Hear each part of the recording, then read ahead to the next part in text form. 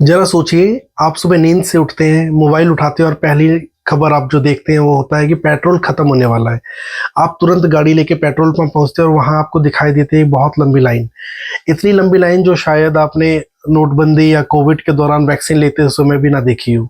उधर घर में आपका एलपीजी सिलेंडर भी आपको देख के कह रहा है कि भाई आज मेरा आखिरी दिन है। और इसी बीच टीवी पे एक एंकर चिल्ला रहा है, ऑयल क्रॉस $150 पर बैरल। अब आप सोच रहे होंगे कहीं मैं किसी बॉलीवुड मूवी का सीन तो नहीं देख रहा हूँ, लेकिन नहीं, ये 2026 के शुरुआती हिस्से में हुई क्राइसिस है जो मिडल ईस्ट में बढ़ते तनाव ने दुनिया की सबसे महत्वपूर्ण समुद्री नस को पकड़ लिया है। एक ऐसा रास्ता जिसे दुनिया स्टेट ऑफ हॉर्मुज़ के नाम से जानती है, और अगर ये रास्ता रुक गया तो सिर्फ जहाज ही नहीं रुकेंगे, पूरी दुनिया की अर्थव्यवस्था में जैसे किसी ने गाड़ी के हैंड ब्रेक की तरह हैंड ब्रेक खींच दिया हो। फिलीपींस में सरकारी दफ्तर अब सिर्फ हफ्ते में 4 दिन खुल रहे हैं। म्यांमार की सरकार तय कर रही है कि आप गाड़ी सोमवार को निकालेंगे या गुरुवार को। और किसी एशियाई देश में इमरजेंसी फंड को ऐसे खर्च कर रहे हैं जैसे ब्लैक फ्राइडे सेल चल रही हो। लेकिन असली सवाल यह है कि आखिर एक 21 मील चौड़ी समुद्री रास्ता कैसे पूरी दुनिया की रफ्तार रोक सकता है, और क्या हम 1970 के दशक के बाद सबसे बड़े तेल संकट की ओर बढ़ रहे हैं। आज के इस वीडियो में हम समझेंगे कि होर्मुज़ के जल संधि इतनी महत्वपूर्ण क्यों है, एशिया में पैनिक क्यों बढ़ रहा है, और क्या भारत पर इसका कितना बड़ा असर पड़ सकता है। तो चलिए शुरुआत करते हैं स्टेट ऑफ हॉर्मुज़ के साथ। नक्शे में जो रास्ता बहुत छोटा दिखाई देता है, सिर्फ 21 मील चौड़ा है, यानी दिल्ली के आउटर रिंग रोड से भी छोटा। लेकिन असल में यही दुनिया की एनर्जी लाइफलाइन है।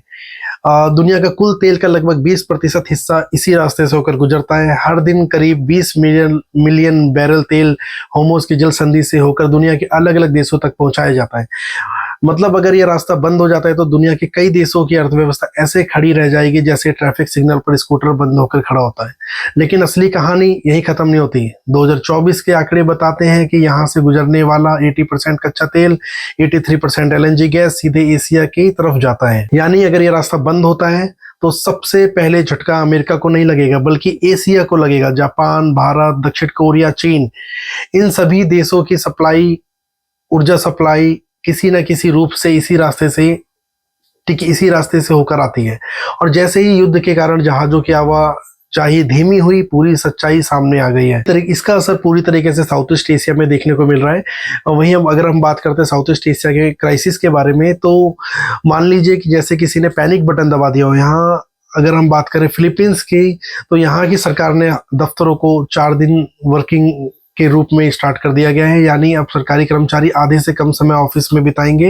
हालांकि कुछ लोग कह रहे हैं कि यह एनर्जी सेविंग कम और वर्क लाइफ बैलेंस ज्यादा लग रहा है। वहीं अगर बात करें थाईलैंड की, तो यहाँ की सरकार ने डीजल की कीमतों पर प्राइस कैप लगा दिया है, यानी सरकार खुद घाटा सहकर लोगों को सस्ता ईंधन दे रही है। लेकिन सवाल ये भी उठता है कि सरकार कब तक यह खर्च उठा पाएगी, क्योंकि पेट्रोलियम बाजार दया और भावनाओं से तो चलता नहीं है।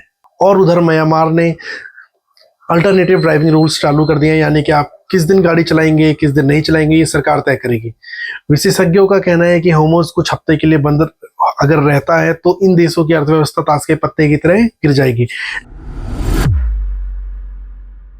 वहीं अगर हम बात करें भारत के लिए, तो भारत के लिए यह संकट सिर्फ एक खबर ही नहीं है, बल्कि एक चेतावनी है। क्योंकि भारत अपनी जरूरत का 80% से ज्यादा तेल और लगभग 60% एलपीजी विदेशों से आयात करते हैं। और इसकी सबसे दिलचस्प और चिंताजनक बात यह है कि भारत का लगभग 90% एलपीजी आयात सिर्फ सीधे स्टेट ऑफ हॉर्मुज़ से होकर आता है। यानी अगर ये रास्ता रुक गया तो भारत की रसोई सीधे प्रभावित होगी, जो कि आजकल आप देख भी पा रहे होंगे अलग अलग यूट्यूब चैनल्स पे अलग अलग ब्लॉगर्स के द्वारा दिखाया जा रहा है कि जनता सुबह 4 बजे से लाइनों में लगी हुई है, फिर भी उन्हें सिलेंडर नहीं मिल पा रहा है। और वहीं सरकार कह रही है कि हालात एकदम सामान्य है, पर असलियत कुछ और ही है। यही वजह है कि देश के कई शहरों में ईंधन को लेकर चिंता बढ़ने लगी है। सरकार ने अब इसेंशियल कमोडिटीज एक्ट को लागू कर दिया है। घरेलू सिलेंडर्स की बुकिंग की गैप 21 दिन से बढ़ाकर 25 दिन कर दिया गया है, ताकि जमाखोरी रोकी जा सके। लेकिन सबसे ज्यादा असर छोटे होटलों और ढाबों पर पड़ा है, जिसकी शुरुआत बेंगलुरु से हुई है। बेंगलुरु में लगभग 90% होटलों की कमर्शियल गैस मिलना बंद हो गया है। और जब ईंधन महंगा हो जाएगा तो इसका असर सीधा पेट्रोल पंप तक सीमित ही नहीं रहेगा, इसका असर आपकी थाली पर भी पड़ेगा।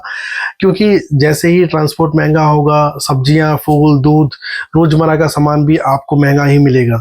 सबकी कीमतें बढ़ने लगेंगी और यही वजह है कि दुनिया भर के निवेशक भी इस संकट से डर रहे हैं, क्योंकि बिना ऊर्जा के फैक्ट्रियां, लॉजिस्टिक, सप्लाई चेन और सब कुछ रुक सकता है।